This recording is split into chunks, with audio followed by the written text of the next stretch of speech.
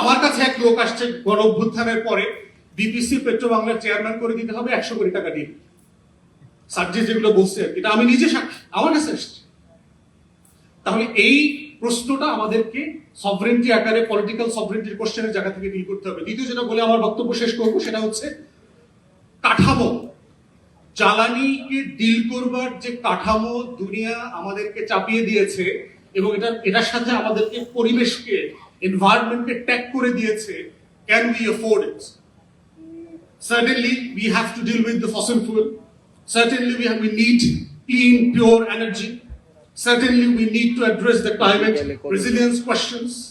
Certainly Bangladesh is one of the most vulnerable countries in the world when it comes to climate change. Yes, we have to deal with it. কিন্তু প্রশ্ন হচ্ছে যে এই কাঠামো আমার জন্য sufficient কিনা, আমি এই কাঠামো ডিল করবার জন্য প্রস্তুত কিনা।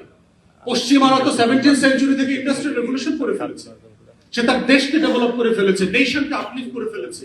আজকে তার 1 লক্ষ 1.5 লক্ষ ডলার তার বছরে ইনকাম। সে যেখানে এটা একটা ক্লিন এনার্জি, একটা ইলেকট্রিক গাড়ি, এই পুরো প্রসেস অ্যাফোর্ড করতে পারবে, ঠিক সেই জায়গাতে আমি এটা কতটুকু অ্যাফোর্ড করতে পারবো না। আমার একটা ট্রানজিশন দরকার এবং এই ট্রানজিশনের সময়টা পর্যন্ত এটার জন্য কম্পেনসেশন, ট্রানজিশনের জন্য যে মেকানিজম দরকার, টেকনোলজি ট্রান্সফার দরকার, পশ্চিমারা সেটা পুরোটা করবার জন্য প্রস্তুত না। তাহলে দেখেন যে 250 বছরের তার তৈরি করা পুঁজি দিয়ে, তার তৈরি করা ইন্ডাস্ট্রি এবং কোম্পানি আমাকে খাওয়াইছে, এখন বলছে যে না এই কোম্পানিগুলো আর চলছে না, একটা নতুন বিজনেস মডেল নিয়ে আসছে এই রেজিলিয়েন্সের নামে, এনার্জি সিকিউরিটির নামে, ক্লাইমেট কমপ্লায়েন্সের নামে আমাকে এখন আবার গ্যাসের গাড়ি, তেলের গাড়ি খাওয়ায়া এখন বিদ্যুতের গাড়ি খাওয়াইতে নিয়ে আসছে।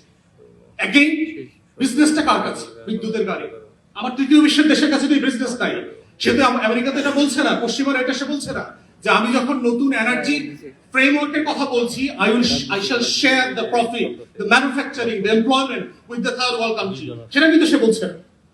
তাহলে সে কাঠামো পরিবর্তন করছে, পরিবর্তন করে ফর দ্য গুড ফেইথ আমার উপর চাপিয়ে দিচ্ছে intentionally to make profit out of it.